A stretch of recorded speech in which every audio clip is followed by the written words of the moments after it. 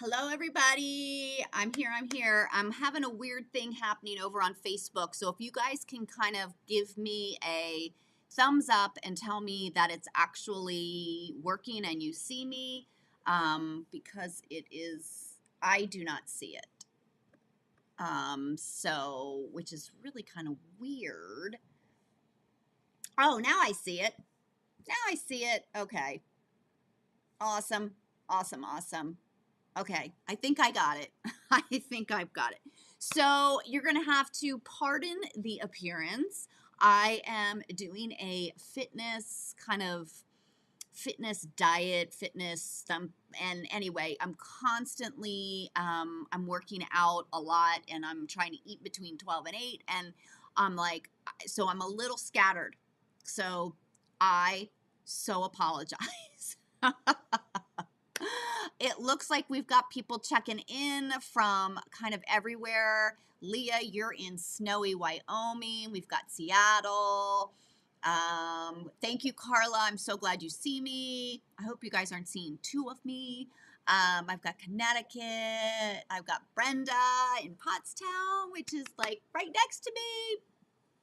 Love it, love it, love it. I absolutely love it. Okay, so you guys know that I'm doing a crosshatch kind of seminar on, there's one on Wednesday, Friday, and then again next week on Tuesday. And so I thought, because I asked you guys to respond with questions that you had, and the outpouring of questions was awesome, so awesome. So but a lot of them were about curved crosshatching. So I love curved crosshatching. I absolutely love it. But there seems to be a lot of people that are having some problems with it. So I'm going to go over. Please, if you have questions, drop them over into the comments. Just put a Q in front of them. And once I go through what I wanted to tell you, I'll go through and we can discuss anything that you guys want to talk about. So first and foremost, right, curved crosshatching is so much more forgiving than straight crosshatch. And the reason being is when you're looking at straight lines, your eye will pick out immediately, right, if one of those squares isn't perfectly, the same as all the other squares within it. With curved crosshatching, it's because the squares are different. And so it is, if you're new to crosshatching, maybe start with curved crosshatching versus straight. And I know people are like, well, I think the curved crosshatching would have been so much harder, but it's not. And I'm here to tell you, it is definitely not. It is a lot easier. So I'm going to show you how to pick your ruler for the area that you've got, because it's just not a straight curve, straight ruler. It's a curve. You've got many choices. And so choosing the right one for the right spot is like just super important. And Savannah, if you're telling me that I look amazing, Lord help ya. I had to do a high intensity workout this morning. And then of course I signed up for Pilates as well. So it was like just an hour and a half of, stretching hell. It's the only way I can say it. So, but thank you. I appreciate that. Okay, so we're going to dive in, and I've got a couple different block sizes that I'm going to go over with you. So I'm just going to change my camera to my overhead camera, and let's see, there we go. All right, so if at any time it moves and you can't see it, I'm trying to get some more light on it, please let me know. I can always zoom in, I can zoom out. Let me just adjust the focus just a little bit. There we go, that's a little bit better. Okay, so I'm going to start with this little block. Okay, so, and I've got a couple different curves. So here's one of them. And then I've got them in a couple different, you can see, depths. And if for some reason you guys can't see this, please just let me know in the comments, right? So I think a lot of people, when they talk about curved cross hatching, don't realize that the curve really does make a difference. It really, really does. So what I'm going to do is, the first thing, let me find my little straight ruler. I don't know where that went. Oh, here it is. Okay. When you're doing curved cross hatching, we'll do this first one without it so I can show you. So let me move this one into the center. If for some reason, let's just say I am going to do this ruler, right? And I start and I'm going to, and you can see on the ruler, hopefully you can see on the ruler that there are dashed lines. Each of those dashed lines is 1/4 of an inch apart, okay? So if I want to do a 1/2 inch cross hatching, I'm going to line up with that first line because that's 1/4 inch, and then I've got my foot that's 1/4 of an inch. Okay, so now let's just say I'm gonna just, let me just make sure I have another small one that I can use. Yeah, so let's just say I'm doing that, right? I'm gonna actually do 1 inch just for this purpose. Okay, so you see that it really doesn't even look like a curve to begin with. Whoops, I messed that one up. It should have been more, right? Now, one of the things that and I'm not doing it purposely, but I'll start to do it.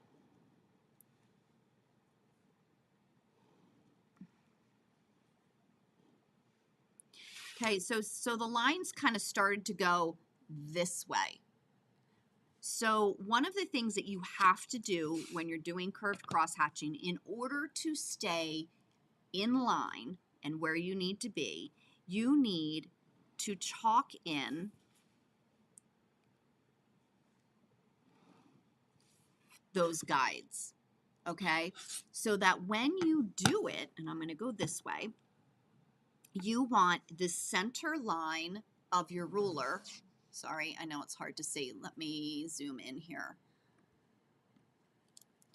Okay, so you want that center line of your ruler to line up with this. So that way, as you move along, right, you're not twisting your ruler like this. Does that make sense, everybody? So the other thing is while this is a slight curve, what if I wanted something deeper, right? So then you're going to go to a smaller one.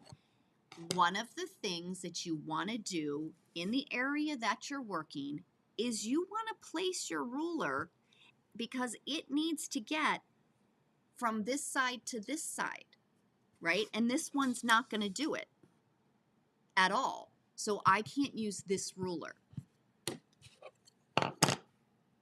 I can use this ruler, but do you see how deep that's going to be? But it still might be okay.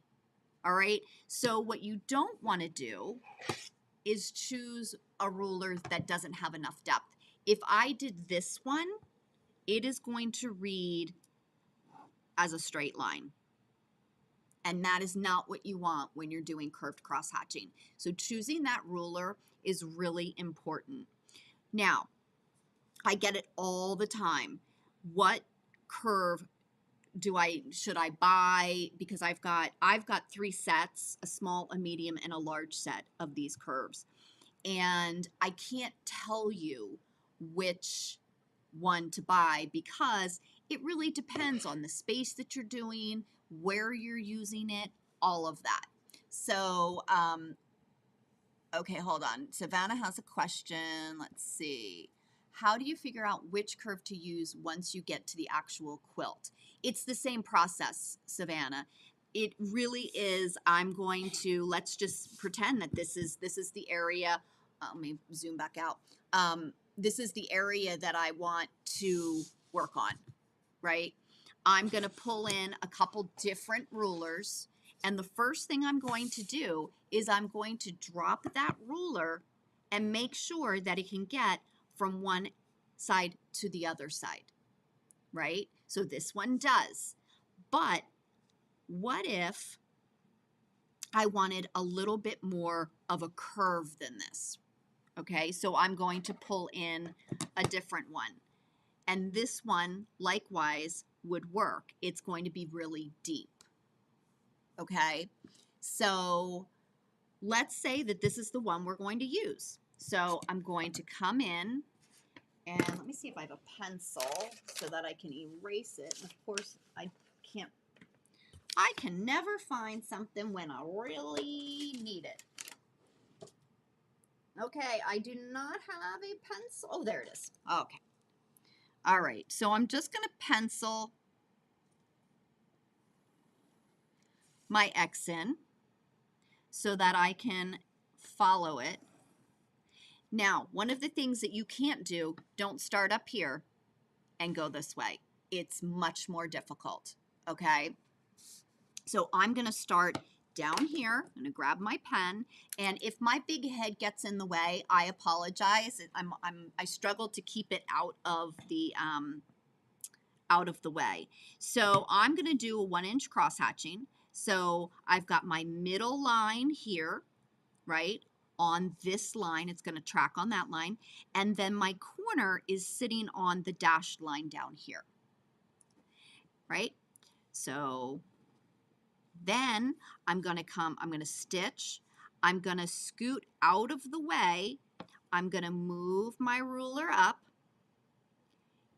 Now I'm on the third dashed line here, and I'm making sure that that middle line is still there. And then I'm going to stitch. And you just keep repeating it. And obviously this isn't going to be a 1-inch because I don't actually have a hopping foot. But I will say I'm a little off. If you are a little off either way, you are not going to notice it. Now, one of the things, do not expect these dashed lines to continue to line up on the edges, right? Because we're using the same curve. It just doesn't work that way. All right. So again, if you're a little off, don't worry about it. One of the things I want to tell you about curved cross hatching as well is that you have the ability to actually draw the eye, the viewer's eye, I'm trying to find that, to certain areas, right? So keep that in mind when you're positioning, like which way you want your curves to go. All right, so we've done one way. Then I'm going to track all the way back down here. And let me get this one out of the way. I should have turned off my overhead light because all right. And then we just go back the opposite way. And you notice I did get off that center line. My paper's shifting and moving on me. So let's get back on that line.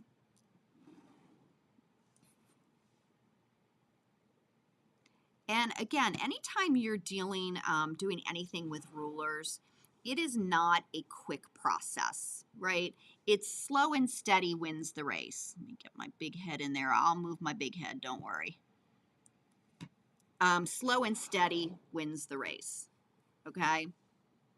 So again, even if I'm that little bit off, you're not going to notice it, right? Even if I kind of scooched up and wasn't on the line, you're not going to notice that as much, right? And then we can come in and take our eraser and oops, I don't like that eraser, and get rid of that line.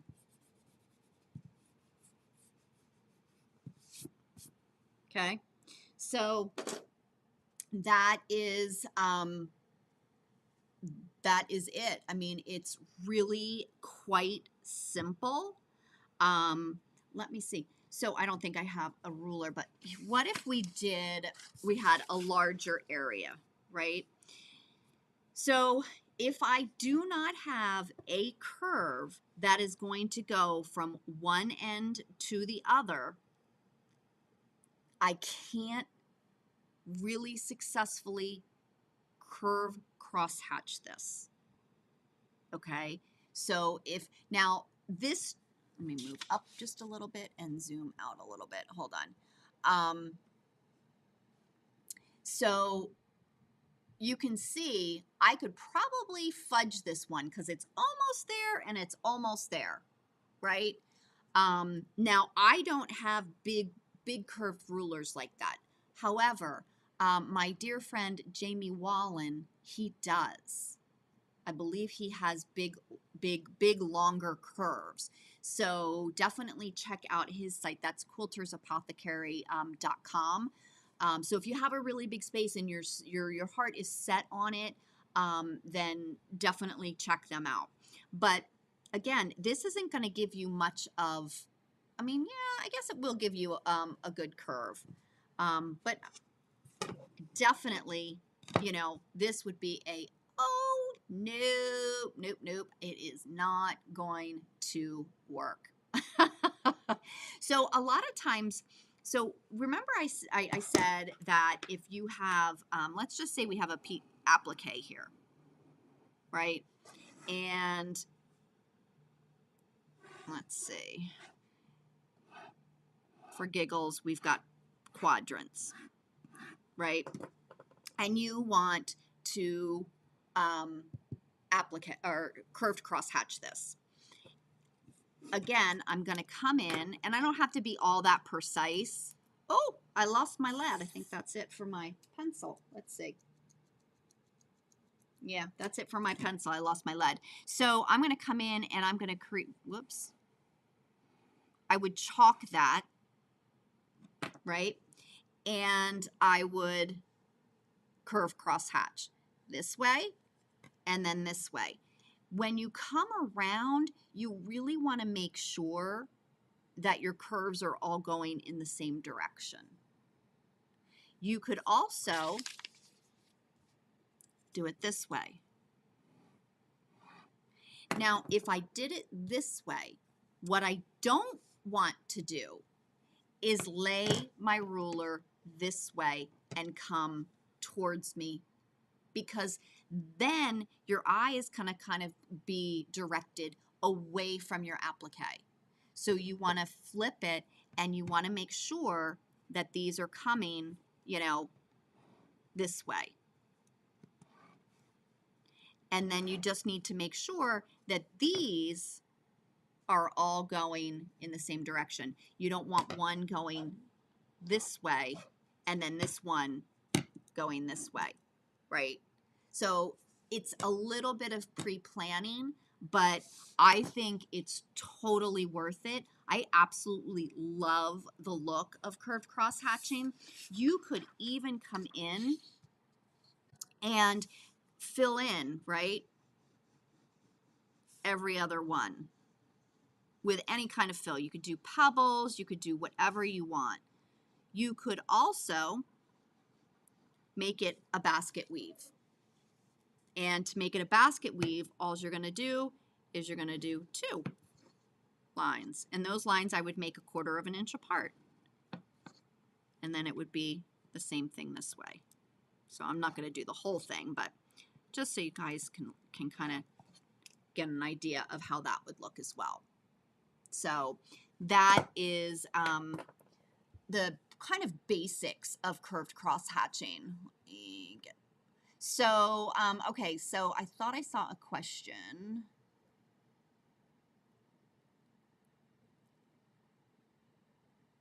Yeah, Savannah, yes. So basically, and it's hard to see that. I'm going to have to, let's see if I can make it white. And if you could see that better, there it is. Okay, so yeah, so if you had, and I don't have my circle templates here, but if you wanted to, and you had circles big enough, you could actually, plop your circle down and do concentric circles out this way, and then take a curve and go this way. Okay, I just realized I said all that, and you had no clue as to what. So you could plop a circle down, and yeah, so it would be like concentric circles. It would probably be a lot deeper. Those curves would be deeper, but yes, you could do that as well. So for me, I'm like clicking buttons and crazy stuff. So, but what questions do you have for me? I think I answered the ones that you guys popped in here with. Does it make sense? Do you kind of see why it's a little bit easier than your curve or than your straight cross hatching? Those curves are just so forgiving. It really is beautiful. So if you haven't tried curved cross hatching, I would definitely go for it. It is, and even if you just section out a little spot on your quilt and practice, you know, you could do that and that would be great. One of the things too, and if you have a busy quilt with just squares, and your squares are big and you don't have something that's big enough to do that, let me show you how you can practice. So if you've got, let me grab a different one. So if you have a square and you say, okay, I want to practice on this square, right? So I would come in and do concentric squares, and excuse my crude drawing, until I got to a size that I kind of liked. So if I stopped here, right, I would probably fill this with a fill and then cross hatch in here. If I had one more like that, I would fill that one and cross hatch in there. So you could put together a super simple, you know, just square sampler and have fun playing around with curved cross hatching. So, okay. So Leah, that is a great question. Can you curve cross hatch a wide border? So Leah, this is what I would do in a wide border, because I think it would be very difficult to have a whole border curved cross hatch. I'm trying to visualize it and I'm struggling with that. If I had a really wide border, I know my lines aren't straight, so I apologize. I would come in and I would section it. So let's just,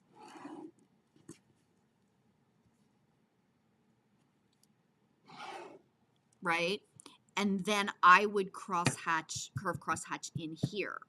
And I actually, let's see, I would double it up like that, because if anybody knows me, you know I love an echo.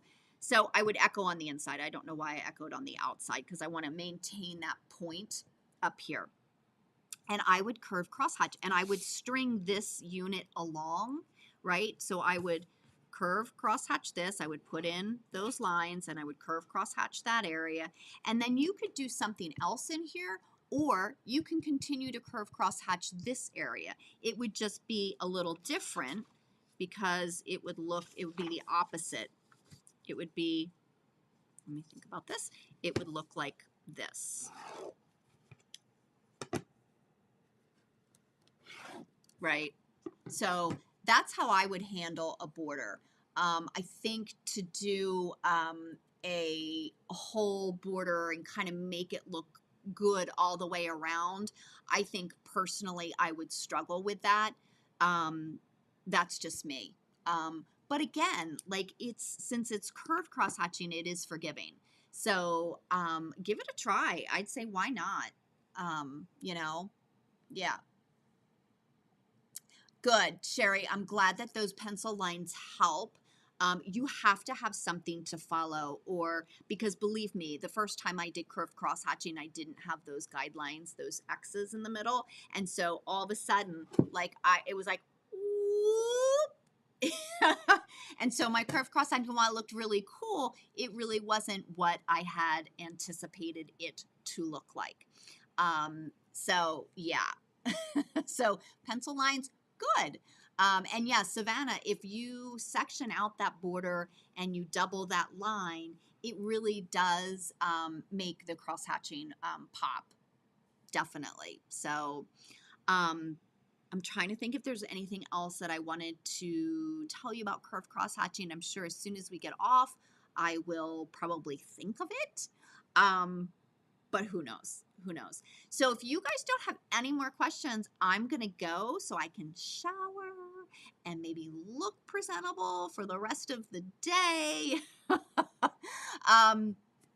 Anyway, so give me a thumbs up in the comments if you are attending one of the Crosshatch webinars this week or the one next week. I'm super excited about it.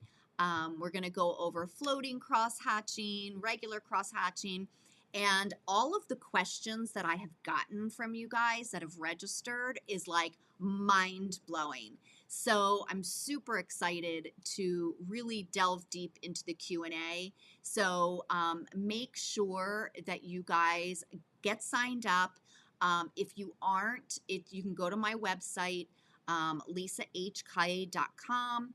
And I believe there's right on the front page, there is a place to go to register. If you can't make it, right? If you can't, totally understand, things happen. Register for the first one, okay? Register for the first one. I will be sending out a replay for you, okay? So make sure you at least get signed up. And that's all I got for you. So you guys have a fabulous day. And I'm going to see you guys this week, but also I'll be back here on next Monday. Don't know what I'm going to talk about yet, but I'm sure whatever it is, it's going to be fun. All right. You guys have a fabulous day. It's gorgeous here. I have got to go outside. All right. Love you guys. Bye. Oh, I got to find my stop button.